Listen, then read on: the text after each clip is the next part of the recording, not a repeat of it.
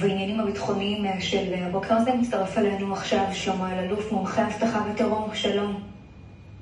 שבת שלום. שבת שלום. אז נפתח כמובן בדיווח שאיתו פתחנו גם את העדכון הזה. אנחנו לקראת ביקור של טראמפ באזור, הוא לא יגיע לכאן לישראל, אז לא ברור עד כמה זה יהיה קשור במשא ומתן, אבל מדווחים על כך שאותה הכרזה דרמטית שהוא מתכנן היא על הכרה במדינה פלסטינית. אני חושב שיש פה ניסיון גם של הנשיא טראמפ, וגם אני בטוח שזה מתואם איתנו, לשים איזשהו סולם לחמאס שירד מהסולם שהוא טיפס עליו, כדי לחזור לעסקת חטופים, מה שנקרא עסקת וייקוף המקורית שלה, שמדובר על 11 חטופים חיים, אולי 12, ומחצית מהחללים.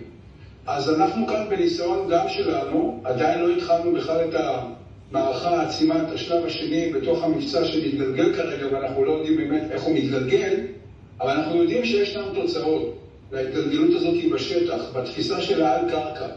והמתווה הזה שבה אנחנו כרגע נעים בו, הוא נוצר על מנת ליצור מנוף לחץ משמעותי אל מול חמאס, כדי שכן בסופו של דבר יגיע למקום שבו אנחנו רוצים לשחרר פה חטופים. וכשאנחנו מסתכלים על אותה תוכנית של החזרת הסיוע ההומניטרי, איפה היא משחקת כאן תפקיד במנופי הלחץ?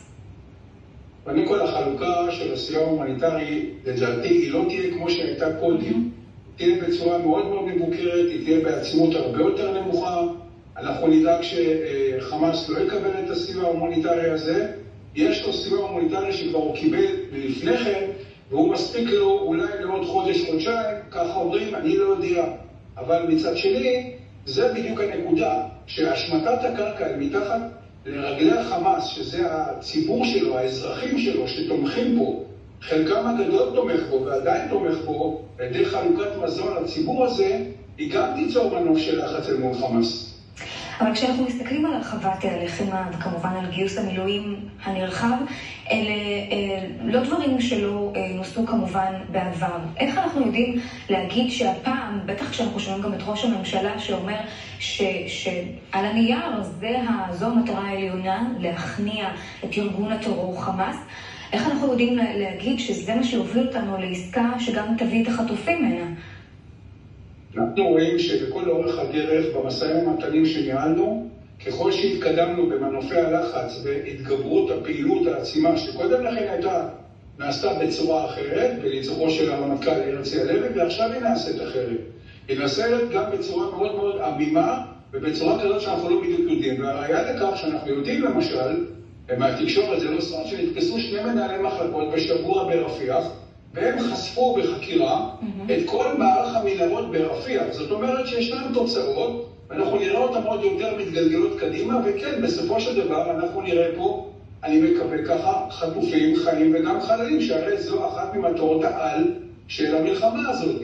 במקביל, אם לא נכריע את חמאס, אנחנו לא נראה פה את כל החטופים. זה ודאי לגמרי, כי חמאס לא ודאי. אבל זה עדיין, אלה דברים שנאמרים, אתה אומר, אתה לא יודע להגיד את זה בוודאות, אבל בינתיים באופן גורף כל החטופים ששבו הנה והתראינו, אנחנו רואים טור מהבוקר ממש של טל שוהם בטיים, שמספר כמו חטופים אחרים ששבו, שאמרו להם, כשצה"ל מתקרב, אתם אלה שתפעילו את המטען, שתפעילו את המטען הלקוחות שמתקרבים.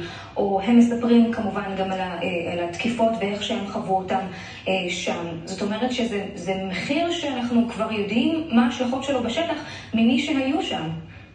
אנחנו כבר 1.5 שנה חיים במצב של איזה מחיר ומה לפני מה. אז אני קודם כל, ליבי עם כל משפחות החטופים וגם החללים.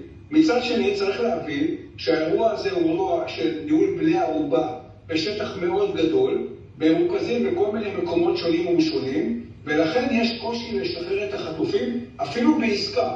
גם בעסקה יש קושי לשחרר אותם. אני כבר לא מדבר על פעילות צבאית, זה נכון. יש פה סוג של ניהול סיכונים, ומסכלים גם את החטופים, אבל זה חלק מהתהליך שבו אנחנו כרגע מנסים לשחרר את מה שעדיין יש שם. ועכשיו אומרים, יש 21 חטופים חיים בוודאות. אני לא מאמר על זה. כן. שלמה אלאלוף, מומחה אבטחה וטרור, תודה רבה שדיברת איתנו. טוב, שבת שלום. תודה. ולשיחה